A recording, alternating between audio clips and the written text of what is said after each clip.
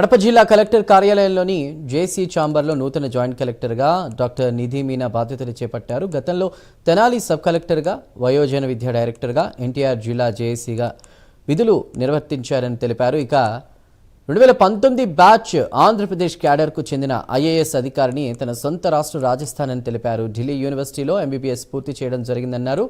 ఇక ప్రభుత్వం తనకు అప్పచెప్పిన విధులను, బాధ్యతలను 100% పూర్తి చేసేందుకు తన వంతు కృషి చేస్తానని అన్నారు.